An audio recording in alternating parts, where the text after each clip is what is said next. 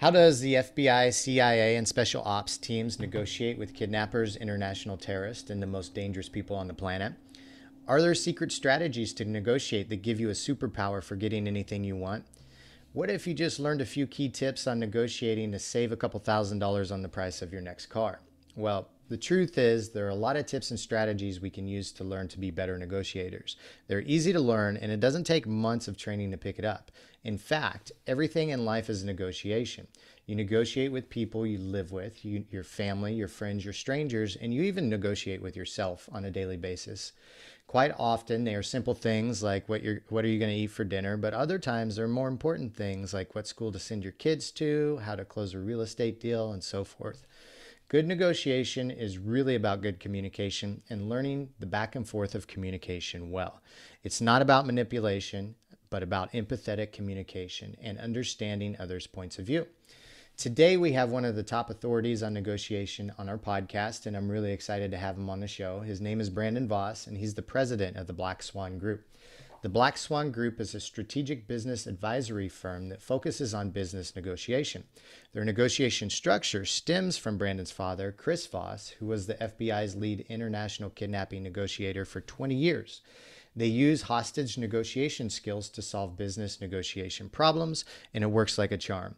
It is a process that recalibrates communication efforts in order to close better deals and create long-lasting relationships. Brandon is Black Swan's thought leader with respect to three main negotiator types: the analyst, the assertive, and the accommodator. Knowing these three types can change your results massively when closing deals.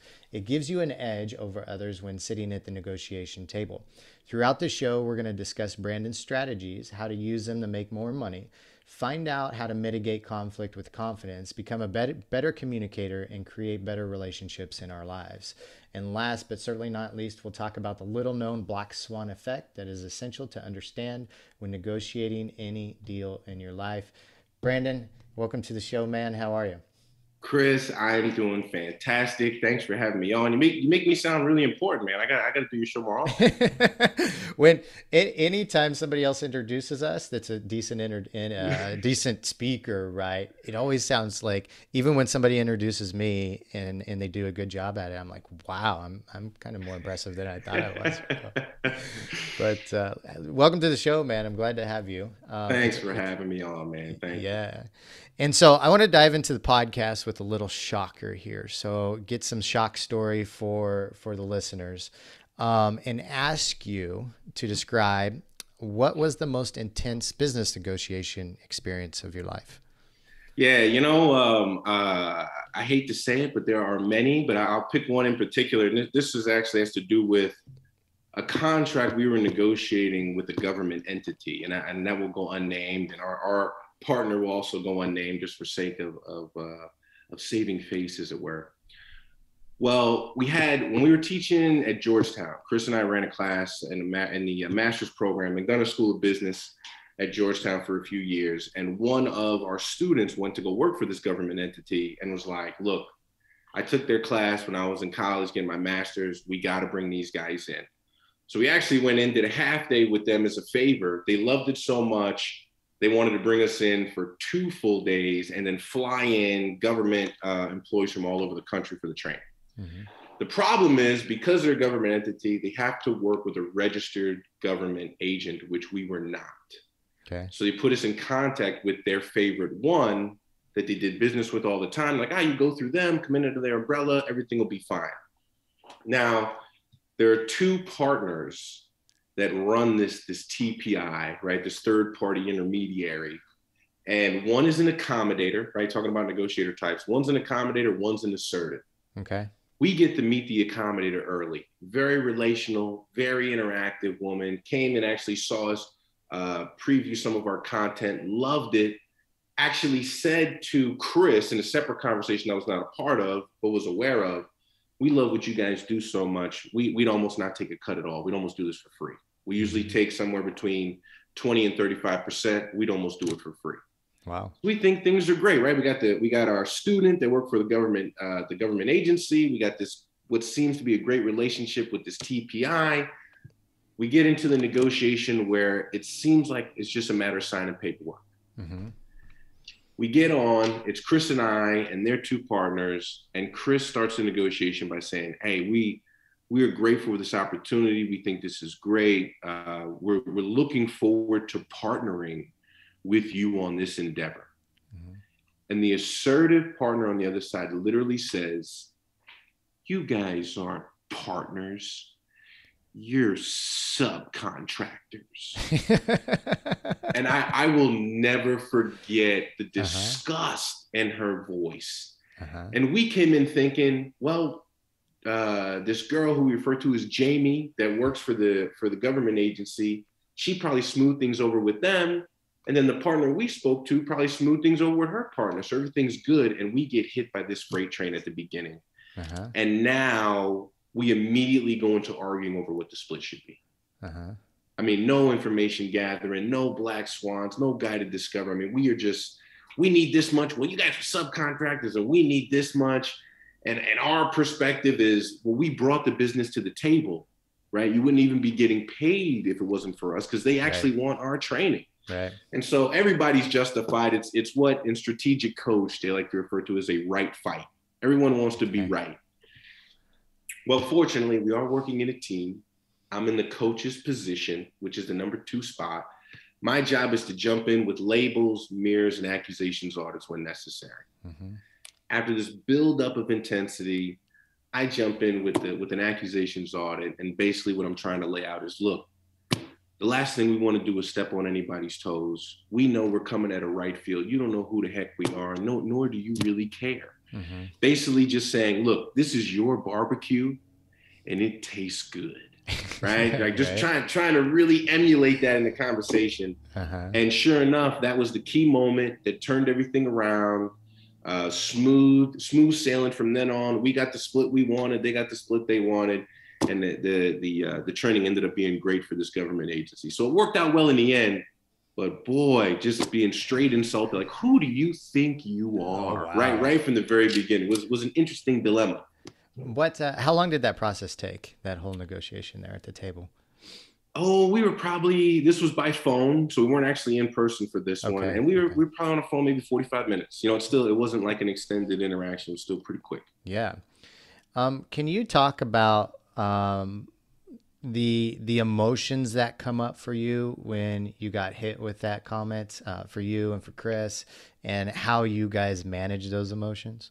Oh yeah, be happy to. And I would preface it by saying, no matter how good you are, how many skills you study, the most difficult part of negotiation is controlling yourself when you get triggered. Right. That's everybody's biggest struggle. Right. And so our immediate reaction, I think, for both of us was surprise, because we expected all of these conversations to be happening in the background that never actually took place. And so definitely surprised.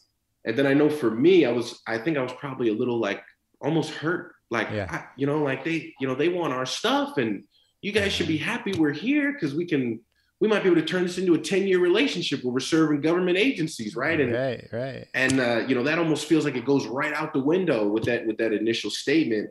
I think for Chris, definitely surprise and then probably defensiveness. Because I don't remember exactly what he said, but the tonality of it, right? We all human beings remember the most emotional moments and how things ended. Right. And so emotionally, what he came across with was like, how dare you treat us this way? Right. Those weren't his words, but it very much came across in his demeanor, right, which in our mind is justified.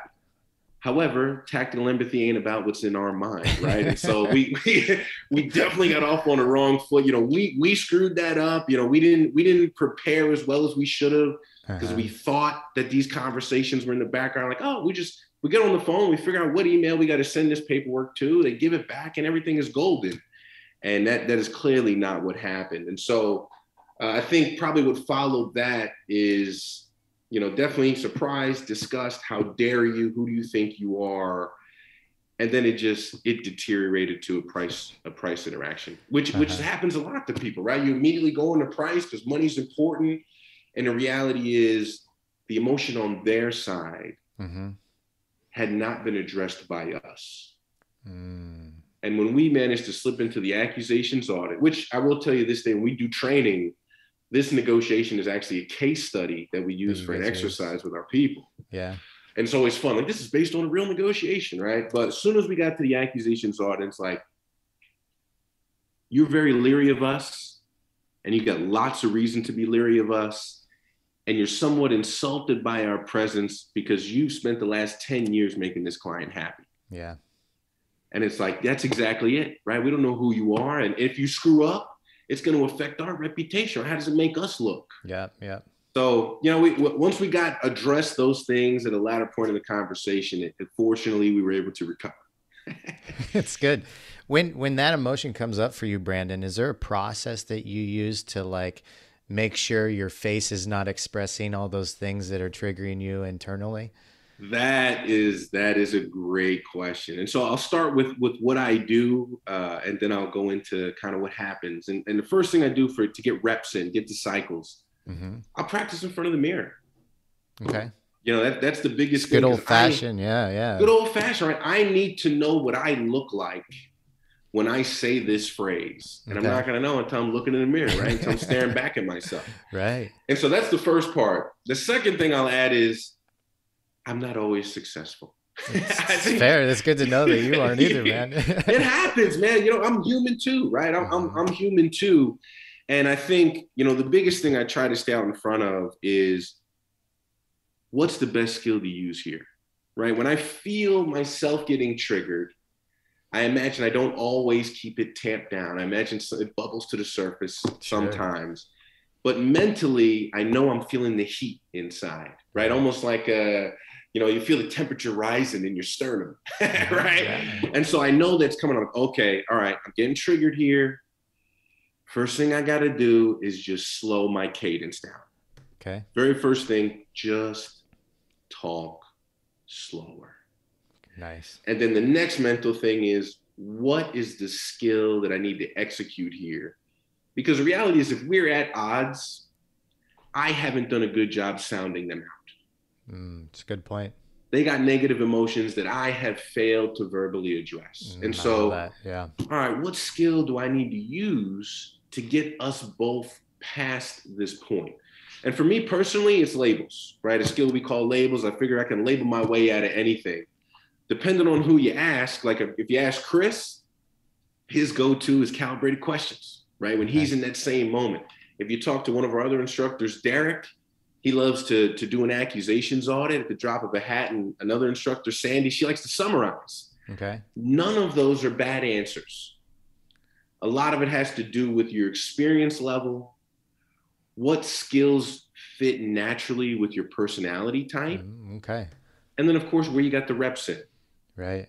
And so for me, labels work really well. And, depending on who you are, you might have a little bit different approach. But the key is, what skill do I execute to verbally address the negatives that are clearly plaguing us all? Yeah, I love that.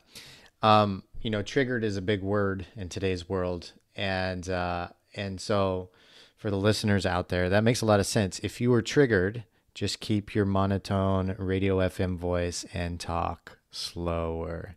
And then that will kind of control, is that right? That'll control these emotions from coming out and you saying something that you regret saying. Well, that's pretty much it, man. It's interesting the way that our brains work. We can control our own emotional level just by the way that we sound ourselves. Right. And so a lot of it, just slowing down the cadence, slows my reaction. And the other person's too, right? Exactly, right? And when they hear your tone, you don't sound like a threat. Yeah. You also don't sound like you're trying to fight them. Yeah. And so I think those are the two big key things. And there's something else I'll add for our women viewers, right? Because women really struggle with the late night FM DJ voice, especially coming from a man. Right? I don't have a deep voice. How can I sound? Right? If I don't have a naturally deep voice. And so I want to reiterate, the late night FM DJ is much more about cadence than it is about the depth of your voice. Right. And then secondly, for women to be careful. If Sandy, one of our other instructors, actually pointed this out to me. You don't want to sound sultry, right? For women specifically, there's a possibility of almost coming across as like sexy, because you're Mm. slowing down, like, how you doing, sir? Right? Yeah, yeah. And you want to avoid that altogether as well. And so Lori Greiner on Shark Tank is a great example of a woman that really uses that late night FM DJ voice well. But again, it's much more about slowing down than it is about getting your voice deeper. That's a really good point. I'm gonna have to watch some more of Lori on Shark Tank and observe her methods for sure. Um, so we talk a lot, like I study neuroscience a lot, Mm. and we talk a lot about it on this podcast as well. And so when you're slowing your voice down or speeding it up, whether you're triggered or not, you can actually not only control your emotions, but you're controlling the other person's emotions and controlling the neurochemicals that are flowing through their body, right? Mm-hmm. A little known hack. So I think you guys talk about kind of the neuroscience and how this brain and emotional mind is working. Can you dive into, do you know specific, like the neurochemicals that are flowing when you do that, or what areas of the brain are interacting during an experience like that? Yeah, yeah. So there's several things we focus on. And as far as the functionality of the brain, we really focus on like the amygdala Mm-hmm. and the prefrontal cortex. And then as Right. far as like the chemicals that are being dumped in and which ones we want to have a direct effect on, it's really like dopamine, serotonin, and oxytocin. Okay. Those are kind of the three. And those are the areas we really play in. And so as far as the areas of the brain, the amygdala is the reptilian brain, right? The caveman brain, whatever you want to call it. It's actually wired to be 75% negative because it's designed to I didn't keep know us that. alive, Okay. Yeah. right? Like Yeah. if we're a caveman walking around, right, hunting, and there's a dark cave, and and Chris goes in there Uh-huh. and doesn't come out for a day, my amygdala goes, hey, don't go in that cave. Chris is probably dead. There's saber-toothed tigers around. All right. Right now, if I didn't have the amygdala, I might go, well, it's been a day or so. Let me go in there and check on Chris. And now we're both dead. Right. Right. And so, but the amygdala, when it comes to contentious interactions, will feed the brain the same feeling of you're getting ready to walk into a saber-toothed tiger. Right. Yeah. And human beings, right, we all carry that with us. And so the first step with dealing with any other human is quieting that negativity. Mm-hmm. Because it is dominating the thought process, whether you like it or not, or whether it makes logical sense or not. It's still dominating their thought process. And so how do we actively engage the prefrontal cortex, the decision-making part of the brain, things of that nature? And then when it comes to the chemicals, it's one of the reasons why I love labels so much, Mm-hmm. because labeling positively, especially shared positives, is one of the great ways to activate dopamine in their brain. Okay. Raise their level of energy, raise their positivity, because we're sharing these positives together. And I know I can hit that with the label. Right. And then with serotonin, if things are getting out of control, you can send in that mood leveling drug, as it were, right? The serotonin with the tone of voice that you mentioned. The late night FM DJ voice is one way to reach in and flip that switch. And then in addition, going back to labels, labeling negatives in their head will regulate their mood because it diffuses them. Okay. And now the serotonin, now we got this mood regulation going on because it's like, oh, okay, this isn't something I actually need to be fearful of.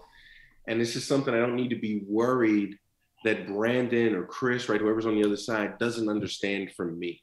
And now I'm a little bit more level-headed based on the approach. And then the last one, oxytocin, we refer to that as the bonding drug, right? A lot of people refer to it as that. The cuddle hormone. Exactly. Yeah, right. Yeah. Exactly right. And the example we use, when a mammal, right, a mother gives birth to their child and they look into each other's eyes, that's bonding, that's oxytocin. Yeah. How do we create that at the negotiation table? Well, for those of you that are familiar with the book, it comes with the that's right moment. When you've created the moment where they look at you and they go, that's right. Mm-hmm. That is, in fact, an indicator that they are being flooded with oxytocin and they feel bonded to you because they feel understood by you. I know sharing food together releases oxytocin. Would it be smart to bring like some donuts or some coffee to the negotiation table, and then you kind of like maybe you'll release some oxytocin by sharing some bites before. Obviously, you have to be in person before you start the negotiation. I don't know. Maybe it sounds like it would work. That's a really interesting point. That's not actually something we talk about much, but exactly to the point you brought up, I think this has a lot to do with why people will negotiate over lunch or dinner. Yeah. There's a shared meal. There's a shared commonality that is unspoken between us. And so I think that directly plays in. You know, there's some cultures that actually would be insulted if you don't show up with some sort of a gift. It's true. For something so intense. And so in that case, probably so if the culture calls for it. But in general, I think it's going to be based on what you know about them. Right. And if you got a decent relationship and you're coming back to revisit, right, renewing a contract with a client you've been working with for 5 years, if you know they like chocolates or they got a wife that likes something, right, and you want to bring that gift, I don't see how it hurts you, right? Because exactly to your point, any opportunity to create oxytocin is a good opportunity. It's very true. Very true. So would it be safe to say the amygdala is the same as the triggered brain, the part of our brain that feels triggered, that is people are talking about all over the place now these days? That is just our caveman brain, right? That is just coming up 75% of the time. You said it's negative, correct? Yeah, it's wired naturally to be focused on 75% of negative thought. Right. And then the prefrontal cortex is managing those emotions, right? It's kind of controlling that activity in the brain, because the prefrontal cortex is the manager of our brain, right? Exactly right. Yeah. Exactly. That's cool. I love that stuff. Would you be open to me sharing my negotiation strategy with you, and then you can dissect it? Yeah. Okay. I'd love to hear it, man. What do you got? Lay it out. Okay, because I feel like I'm a decent negotiator, so I'm gonna put it across your table and see how you feel. So sure, yeah, please. I come from the mindset that, like, and I think you guys would agree with this after reading the book, that you can get anything you want when you learn how to ask the right questions from the right people, right? And so going into a negotiation and I want to create win-win situations, not only because, for me it works well, but also because that's my life motto. Everything I do, I want to create win-win situations. It makes me feel good, whether I'm checking out at the grocery stand and saying something nice, or just talking and saying hello to the grocer. Makes them feel good, makes me feel good, usually does. And but also, I want to go in with this mindset. I want to work with business partners that create win-win situations, that focus on collaboration instead of competition, right? And I also believe this creates compassion on my part, and then compassion kind of in their part as well, because I understand that I have compassion for them. And so I always let the other party go first, which I think you guys recommend as well. I'm shocked at people, like, how eagerly they want to go first in negotiations. So often kind of baffles me, because when you let somebody else go first, they put so many cards on the table that you can then play with. So I always do that.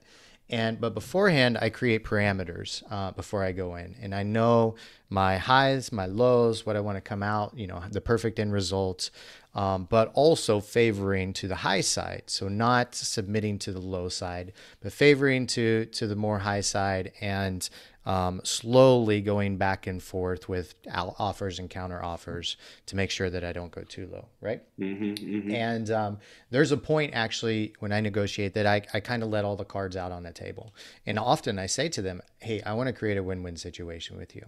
Like, I care about you coming out of this deal happy. I want to come out of this deal happy and content with the deal. And here's what we're looking at, da da da da da da da. And I feel like it kind of helps them open up and release more of the cards that they have, and share with us then. And then there's an overlapping section that we can both be content with, finish the deal, sign the contract, and leave both content with life. For me, sometimes it's instead of like competing to get the extra, just say, a few $1,000s out of the deal. I feel much more content when they're happy and they know all my cards, and maybe a few $1,000s less, but I'm content with it as well.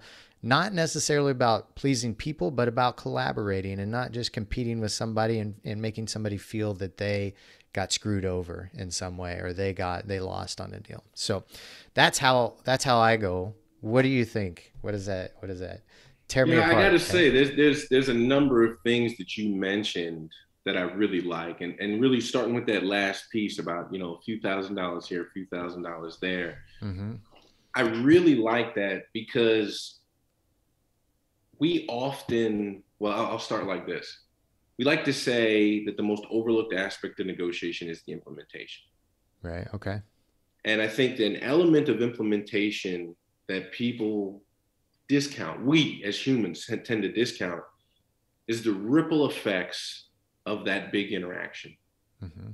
And even if you felt like you won and you beat them down to their socks, right? You can go back like, oh man, we killed them, right? Mm-hmm. We got everything we wanted. We beat them down to their socks. There was no money left. We got everything. That's great for about 24 hours. Right. And 3 months later, when you can't get them on the phone, they're not delivering on certain tasks and ideas, they're dropping the ball. Mm-hmm. The reason they're dropping the ball is because it's like, this is our time to get back at you. Exactly. Yeah. The residual effects of resentment because of your hard-nosed approach can kill your business. Yep. And I won't name names, but I know negotiators out there that have had 10 jobs in 10 years because they get hired to come in and be the attack dog. And that lasts for about 11, 12 months. And now they've developed an industry reputation as an attack dog that you don't want to speak to. Yeah.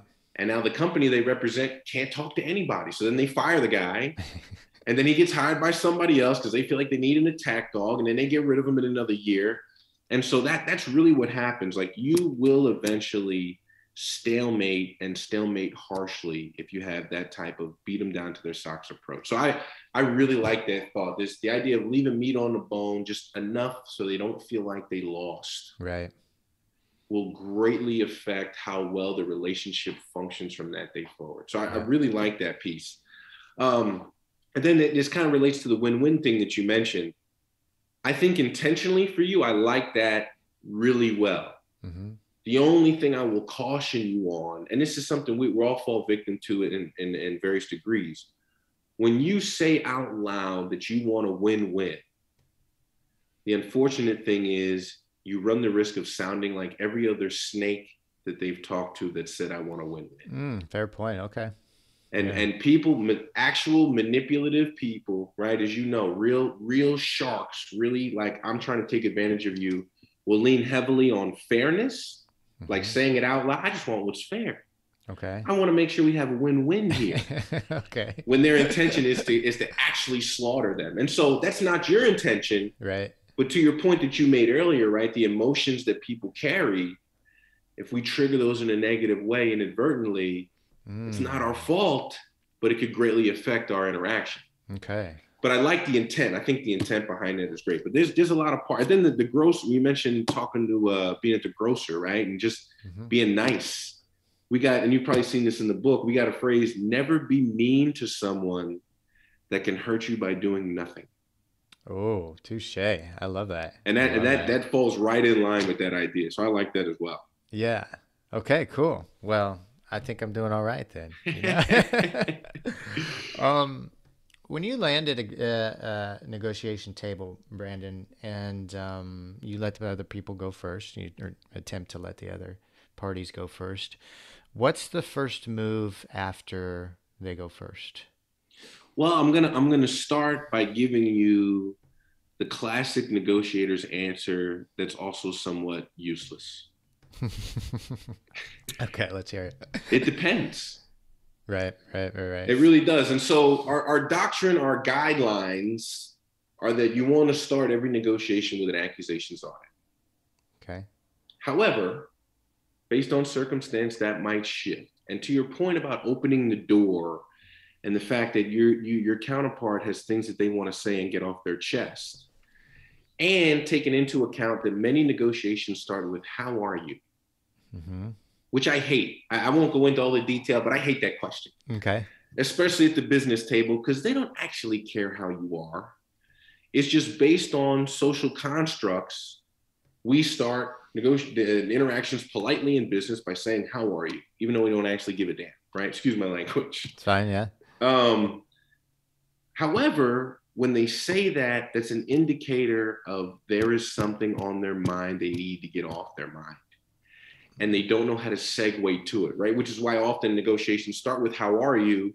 And then there's this awkward transition of like, so to business, Business right? time, Like that right? happens, Yeah, right? yeah, And okay, yeah. now let's talk about why we're actually here, right? Now everybody's wasted 15 minutes in the how are you conversation. So great response to how are you, especially when you have that sense of there's clearly things on their mind, is simply, it sounds like you got a place you want to start. I love that. Okay. And that'll actually be the response to how are you. Don't answer it outright. They say, how are you? And I look at it and go, sounds like you got a place you want to start. As a matter of fact, I do. Beautiful. And then I they love go that. into it. Yeah. And going back to negotiator types, this is actually a great moment to identify which type you're dealing with. Okay. So when the accommodator says, how are you? This is the one and only time that someone will actually care how you are. Mm-hmm. Because accommodators are relationship focused. And so they say, how are you? You say, it sounds like you got a place you want to start. Their response is most likely going to be, I do. But how are you doing? How are things, right? They want to steer it back to the relationship building aspect, Yeah. which is a check off in your mind. Okay, I'm dealing with an accommodator. Okay. Gotcha. If you got an assertive, how are you? Sounds like you got a place you want to start. They're going to launch into a dissertation. Okay. They got stuff. They're going to go on at length. With an analyst, how are you? Sounds like you got a place you want to start. Well, in fact, I do. And kind of here are the 4 issues that are top of mind for me. Which one should we start with? Okay. Right. And then now the collaborative process is instantly begun, because it's like, here's data sets that I need us to look at. Which data set do you want to knock out first? Right. Analysts are very data driven. And so that is actually a great accidental moment where you can start to compile, all right, this isn't assertive. I got to adjust my approach a little bit, because I got to treat the assertive the way that they need to be treated, right? If I treat them like an accommodator, we're not going to get anywhere. And so that it all adds to the structure of how you approach the sequence. So when you mentioned an accusation audit. Yes. When you sit down at the table also, is that just reviewing what you think the 3 different types of personalities are? And then understanding, okay, this person's this, and this is who we're dealing with. Yeah, great question. And so the accusations audit, and the audit is probably the most important piece. And the 1A is probably the accusations part. Essentially what we're trying to do is we want to do a verbal audit of all predictable negatives that are in their head when they came to the table. Okay. And especially when you're experienced in an industry and you have a lot of similar conversations, it's pretty easy to start picking out what some of those negatives will be. Gotcha. It becomes more difficult when it's the first interaction you're having with somebody. Mm-hmm. However, negatives that always exist in people's minds is they don't want their time wasted. They don't want to be lied to. Mm-hmm. And they want to get down to business. And so even if you're dealing with someone for the first time, you can always say, I know you're not here to screw around. The last thing that you need is your time wasted. You want to make a good assessment whether or not it's worth doing business with us. And so, and you could actually pause it right there. You could go dead silent, which is actually how we talk about ending an audit. End it abruptly, end with dead silence, use the silence to put pressure on them to respond. Uh-huh. And so you could end it there. Another thing you could follow up with, you could say, it sounds like you got a place you want to start, right? That label also fits at the end of an audit. And so it's not so much assessing what their type is, but it's a very conscious effort to eliminate whatever barriers or hurdles that they might say to not do business with us. We can eliminate those defense mechanisms before the negotiation even starts. Another one that goes in, right? We're talking about fairness earlier. You could say, I know you don't want to have your time wasted and you want to be treated fairly. Mm-hmm. And like, those are negatives that in my head, I'm worried we might not get treated fairly by them. I'm worried they might waste our time. And you eliminate all that stuff at the beginning, and it creates a great segue to understanding without having to have the common ground conversation. I trust you because you know how valuable my time is. So let's get into it, right? And you create that energy and that emotion right away. Sounds like that might be a good thing to say on a first date too. It works on the opposite sex, right? Women to men and men to women. It works both ways. It's like, yeah, this is a good dating strategy here. Yeah, right. You don't want to go out with some schmuck, right? The last thing you need is another dope that you got to date and figure out what you're going to do with them, right? That's going to make her laugh. I would love to hear your dating strategy before you were married, and how you hooked your now wife. Like, that'd be great. That one took a lot of work. I will say that negotiation took a lot of work. But fortunately, she still loves me, so we're okay. Well, the bigger the prize, right, takes more work, There you go. That's it, man. That's it. Yeah, I love this, man. So why don't we?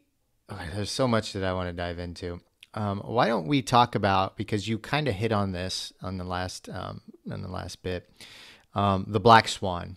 And I didn't know what the black swan was, but diving into the book, I started to realize, oh, this makes so much sense, and how if we're not prepared to, I don't know if you always expect a black swan, but at least know that they can be in the presence of the negotiation or any type of interaction that you're doing. Even, developing a new strategy for yourself or for your business, I think that can play a significant role. Let's talk about what the black swan is, and then how to keep the black swan in our minds when negotiating and when interacting in life, so we can be prepared for it. Yeah, no, that's great. And I think the first part of the preparation for uncovering black swans is accepting that they exist. Right. In the book, we talk about hope is not a strategy, because we go into negotiations. I hope we don't get surprised by something unknown. I hope that they're collaborative with us. I hope they treat us fairly, right? Like, all those hopes are in your mind. Right. They actually get in the way of your execution in the moment when you get caught off guard. Okay. And so one way to start mentally preparing, right, which is really the first step, is go in like, we're going to get surprised in this negotiation. Expect to get caught off guard. And then when you hit that moment, it's like, oh yeah, we knew this was going to happen. This is fine. We'll call an audible. We'll do a label. We'll do a summary, right? You're very acutely aware and cognitively flexible when it does come up. And for the listeners, real quick, Brandon, please. So they know what a black swan is. It's the unknowns, right? The unknown unknowns, right? Okay. Yeah, so thank you for starting there. I missed that point. No worries. So you've got the known knowns, which you were kind of mentioning. Yep. The known unknowns, right? That you may interact with. Is there an unknown known also? Or is there just known unknowns? Good point, right? The known unknown, there are, and this does factor into the black swans as well. Uh-huh. A lot of times there are pieces of information that exist that the other side might be aware of, but they don't understand the importance of how it factors into what we're doing. Gotcha. Okay. And that becomes this known unknown. They're aware of it, but they're unknown in regards to how does it factor in here. Mm-hmm. Okay. And then, of course, like you mentioned, the unknown unknowns. And so black swans, right? Those small pieces of information, I think the way the book, The Black Swan, describes it, that if discovered, will completely change your outcome. Right. And so that's where the importance comes from, because we know that the end result is greatly affected by retrieving this information. Right. And in the book, one of the things Chris lays out is expect there to be anywhere from 3 to 5 black swans in every negotiation that you have. It's quite a few. Exactly. Right. Yeah. It's more than you would expect. Right. Right. And then to follow up another piece as far as execution and sequencing goes, negotiation is a guided discovery process. And so when you walk out of the negotiation, you should be able to write down a list of things that you learned that you didn't know before you came in the door. And that feeds into the black swans as well. And if you can't make the list, chances are you got to revisit the conversation. Okay. But back to the black swan piece, uncovering them people are much more likely to uncover the black swans when they feel bonded to you, right? The oxytocin moment, right? So when you flooded them with oxytocin, their ability to trust you with pertinent information is that much easier. Yeah. Right. If there isn't a respect level, a trust level, and an understanding level, sharing something I'm playing close to the vest, I don't know if I want to do that. But you brought up a great point earlier in that you're always willing to lay all your cards out on the table. Mm-hmm. And I actually love that too. At the right time. At the right time. It depends, right? Yes. It depends. Yeah. But this idea of you showing that you're willing to be so open with someone. Yeah. Triggers this reciprocity thing, which I think, and I'm not going to attempt to explain how that factors into oxytocin, but I think there's a reciprocity dynamic that's in there. Right. But then something that you indicated that you didn't say out loud, but I think is great, you're willing to lay all your cards out because at the end of the day, they can't make you say yes. Exactly. Yeah. You can always say, no, I can be as honest with you and as revealing with you as I possibly can. That doesn't mean I got to say yes at the end of this rainbow. Exactly. And so, yeah, the black swans, the discovery of those during the process and how you activate the discovery of those could be any number of options. But finding out is really the point. And if you don't know, you might make a deal that has ripple effects that destroys your business and your relationships later on down the line. Yeah. One thing that I've noticed in negotiating, Brandon, that the more emotionally connected we are to the outcome or getting the deal done, quite often the more vulnerable we become, right? Because we're really hoping, to get this deal go through to look like this, because then it's going to change our lives and we're going to have our dream house or whatever. Yeah. And then you're willing to put more money on the table, right? Or take a higher offer, just say if you're buying a house, because it is a dream home and all of a sudden it's $20,000 more than you expect. And they're saying there's competitors out there, other offers on the table. How do we disconnect ourselves from the outcome to be able to really get a desired outcome? Does that make sense? It does. Okay. It does make perfect sense. And so the reality of that is, that factors into what we talked about at the beginning. It's one of the hardest things about negotiation is being able to, and it's interesting you bring up the buying a house thing, because that's you just defined what residential real estate is like right now, especially like in California. Houses are going for like twice as much as they're worth. People are buying them without getting an inspection done, and then they move in, they find out the house is falling apart, and they paid like 200% what it was worth. Yep. And it was all because it was emotional, because they're going, oh, I need to get out of the city. I can't live in an apartment with other people, right? Let's move out to the suburbs where we have more air, and I need to protect my family from this pandemic.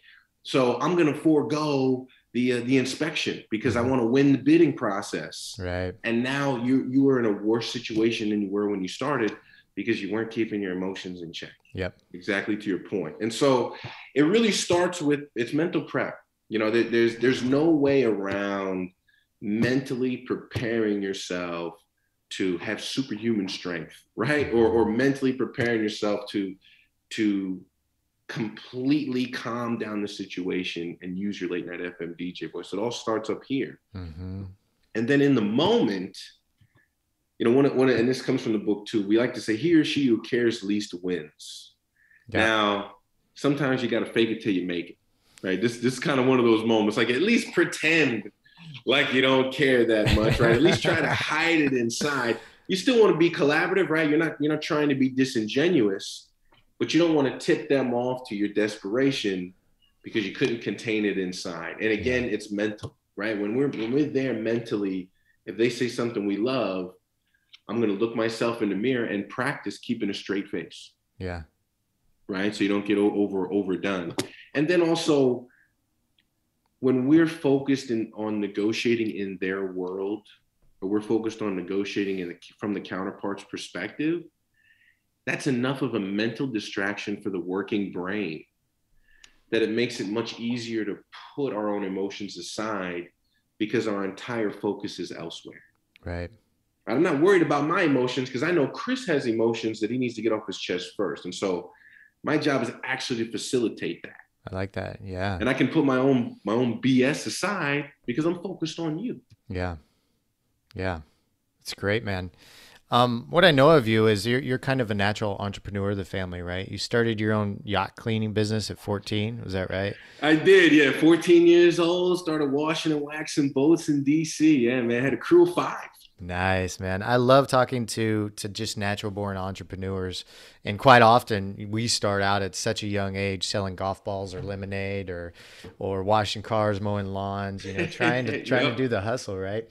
That's right. And then you moved into sales too, which I did as well at a young age. Every good entrepreneur has to know sales. And that's negotiation also, right? Sales is Yep. negotiating. And but you were instrumental in adapting Chris's experience working with the FBI into the business world, and especially realizing that his experience is in his negotiation tactics are literally, if he doesn't get what he wants out of the negotiation, somebody dies, right? In the business world, that doesn't happen. You may lose a lot of money, but quite often, most of the time, you don't die as long as you're dealing with ethical people. Yeah. Right? Exactly. And so you created the short game. So what is the short game exactly? Tell us what that is and how it applies to negotiating in the business world. Yeah, no, great question. Yeah, so the short game is really the metaphorically is designed to mimic like short game on a golf course, right? You're chipping and putt. And where that differs, it really highlighted where business negotiation and hostage negotiation differ. Hostage negotiators get on the phone, they're on the phone till it's over. Okay. Right? If it takes 4 hours, it takes 12 hours, doesn't matter. Yeah. In the business world, we have a lot of short interactions with each other. 4 or 5 minutes, oh, quick touch base. Oh, I wanted to give you an update on this, right? That lead up to the big negotiation. And so the short game is designed to, first of all, keep us mentally ready to influence at every opportunity. Okay. Right? No conversation is just a touch base. This is a conversation to influence. And so even though we're going to be on the phone for 5 minutes, how do we structure ourselves so we respect the time frame? We're not trying to extend it. Like in hostage negotiation, they always want to extend the time. This is one of those moments we want to be very finite because we want to condition them that we respect their time because everybody's busy, right? And so what do we do here? How do we execute it? How do we make sure we're planned out? Okay, the first 3 minutes, we'll have said these 3 labels. And then when we get to 4 minutes and 45 seconds, no matter where we are in the conversation, we're going to start our exit. And it's going to begin with, hey, look, we know you got to get back to work. Clearly what we're talking about, it's going to take a lot more time to finish. We'd love to let you get back to your day if that's what you need to do, right? And that opens it up to be like, okay, thank you. Yeah, let's touch base later. Or gives them the option, no, I get going for another 3 minutes. Let's finish this out. And that puts them in the driver's seat, right? The other part of this is they're the problem solver. They feel in control because they're dictating, but you've allocated all of that. Yeah. Right? You essentially, you made the road and then they just chose which one they wanted to drive on, but you were the one constructing the outcome. Nice. Very cool. There's also a tactic you guys talk about, mirroring. And I learned this, I don't know, where did I learn it? Through sales, I guess.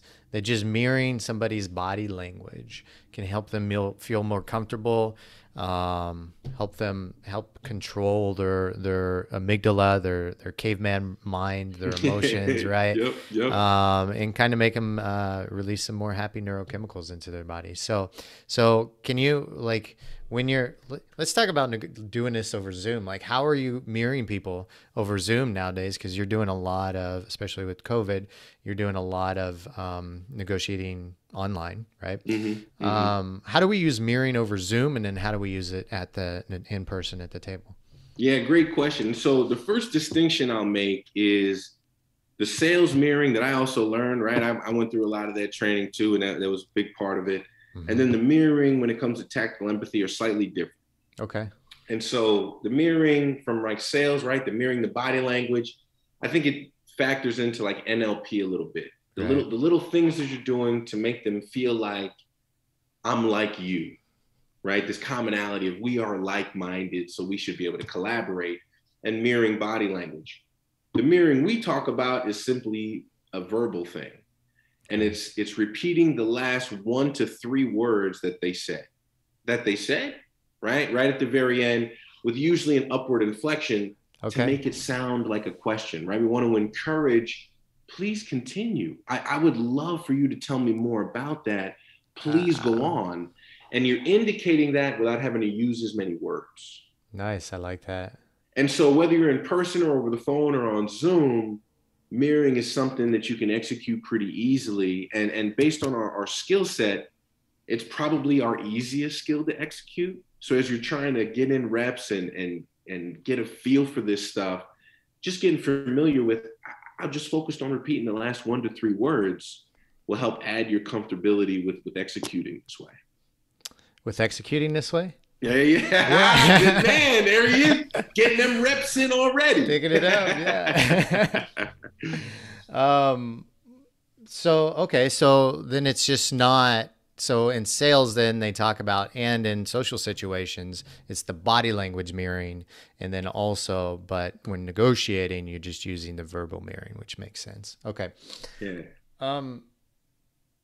Man, what is your so every entrepreneur I know and everybody that masters a skill always has a dream Super Bowl type of experience in whatever skill that they have. So what is your Super Bowl negotiation, dream negotiation? Like, what would that look like? Who would you be negotiating with? And what is that table? Because we have that in our subconscious, in the back of our minds. We've thought about it a million times. Yeah. We don't often share it, but I'm curious, man, like what's the Super Bowl negotiation for you? It's funny that you use the metaphor Super Bowl because it would be football related. I'm a huge football fan. Played football in a previous life, and I follow the NFL pretty closely. I would love to be negotiating a large contract on behalf of, as a sports agent, right? Yeah. If I was representing an athlete, and more specifically, Patrick Mahomes. Yeah, right. Yeah, exactly. And it's funny you mentioned that. More specifically, the unknown guys. Because I played football with a lot of guys that probably should have went to the league as an undrafted player, or a late round, 6th, 7th round guy. But they didn't have good management. They didn't have good representation. They didn't have an agent that was willing to fight for them. Nice. Okay. And NFL teams, the reality is it's always a package deal.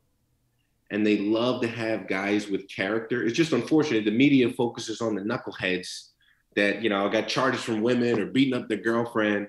But the reality is that's like 1 in 10 guys in the NFL. It's probably less than that. I don't know what the data is, so please don't quote me, but it's not very many. And so quality individuals that add to your locker room persona and help guys get good reps during the week in practice, those are invaluable pieces to an NFL franchise. And being able to negotiate on someone's behalf and help earn them a spot on a roster that they might not have gotten otherwise, because they might be going bagging groceries or they enter the workforce in some way, and as opposed to following their dream.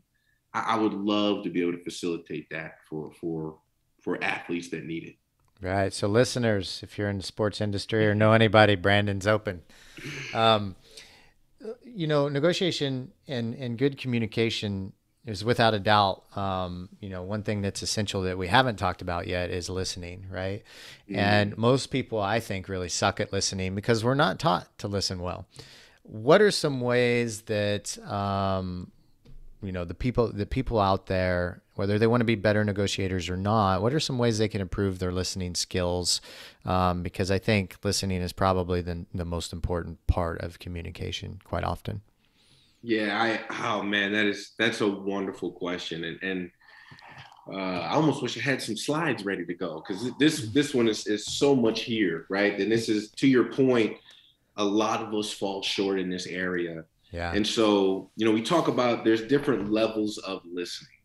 And the reality is a lot of us are underutilizing our listening by 60%.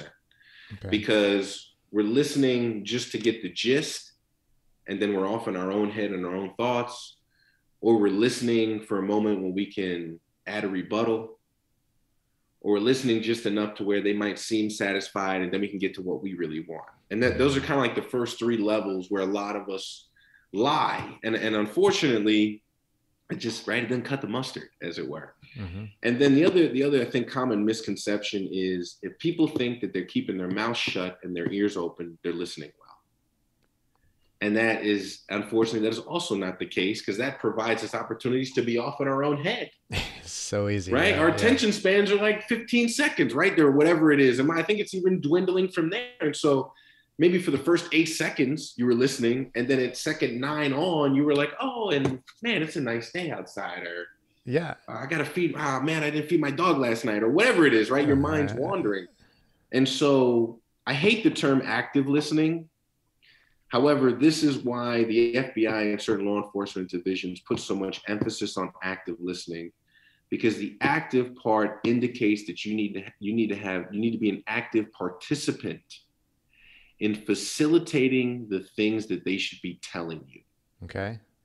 And that's what active listening really is much more about, or tactical empathy, or executing negotiation well, is how do I communicate with you in a way where your guard is completely dropped and you're willing to tell me things you wouldn't tell anybody else. Right. And a lot of it has to do with, you feel like I'm hearing you. And the only way someone can feel like they're being heard is you got to give them feedback. That sounds like you got a reason for saying that. Well, yeah, I do. Here are the 10 reasons. Or a simple mirror, which indicates, I'd love for you to tell me more, right? The last 3 words? Yeah. Well, yeah, and this is why, right? Or minimal encouragers, the simple like, oh, okay, oh man, that's wild. Yeah. Right? Because you're indicating that I am absorbing what you have to say, and I need you to give me more. And that only comes through verbal interaction. And so not a lot, right? Limit you're talking. One of our clients has a great phrase called WAIT. And WAIT, the acronym actually stands for Why Am I Talking? I like that. I love it. Yeah, the guy's name is Michael Liptak. He's a great friend and been following us for a while. But the reality is like, throw in your little piece that says, I'm with you, I hear you, I'm tracking, please go on. And then wait. Right? And that comes from the small scale. That's one of the reasons I love labels so much, because you can label. Once you get really good with labels, you can facilitate them or structure them in a way that hits on both fronts, and both fronts being, I'm hearing and I'm listening to you, and then this is something that's important to me. And you can combine it into a label that's maybe 6 or 7 words, and now you haven't soaked up a bunch of time, and they feel like, okay, well, let me finish my thought, right? Let me go deeper for you so that I can give you a better picture of how our company actually operates internally, like what people come together to make decisions. And it's almost organic in the way that you approach it, because the mirroring especially is not so much a direct approach, because you're not saying, tell me more about this very specific thing. Right. You're essentially guiding them by creating, you said parameters, right? You're kind of using parameters, verbal parameters, to guide their thought process in the direction you want them to go. And so, listening is a tough thing, man. We all could probably work on listening better. I think so. We need classes. Like, we should teach kids from, kindergarten on, like, listening classes. This is where you're just going to listen. They should add listening and finance classes for your younger generation. Those are 2 things that need to be in school. Entrepreneurial too, like small business. I would love that as well. Yes, exactly. Yeah, I think that the world would change significantly if we had a larger influence on communication skills from a younger age, mindset skills, and then finance, entrepreneurial type of skills as well. Agreed. Yeah, very much agreed. Dude, man, I think my Alexa's talking. Alexa, stop. She's always listening. So she is. Maybe she heard you. She's replying with empathy here. Okay, I think she stopped. Man, I've loved this interview. I think we're going to wrap it up here. Any final parting words, Brandon? Any tips of advice you want to leave the listeners with? The one thing I would say is you got to get repetitions in to improve at anything. And so when it comes to negotiation improvement, small stakes practice is best. And if you can't figure out what's a good small stakes interaction, pick out your most expensive utility and call them up to negotiate a discount. There you go. There you go. I tried to negotiate once at the checkout stand at a grocery store, and they weren't having it. It doesn't work too well. Dude, thank you so much for coming on the show. Thank you for sharing all these tips on negotiation with us, dude. It's I love all of this stuff. Even learning a little bit of it can change people's lives significantly. Dealing with their day-to-day life, with personal relationships, family, children, parents, all of the above, coworkers. So thank you so much, Brandon. If the listeners want to learn more about what you guys have going on, or there's somebody in the sports industry that wants to hire you to do a football contract, where's the best place they can find you at? Yeah, so two best things, website, which is just simply Black Swan Ltd, Limited, Ltd.com, or you can shoot an email to info@blackswanltd.com, right? Just like the website. And we got a whole mess of people in the background that are handling our info box. And so those are the two best ways to see what we're doing or to reach out to us directly. Cool. Dude, thanks again so much for coming on the show. I loved every bit of this. I'm going to re-listen to this podcast multiple times so I can up my skills. So thanks, Brandon. Appreciate it, man. Chris, I had a blast. Listeners, thank you guys for tuning in once again, and we'll see you on the next episode. Goodbye, everybody.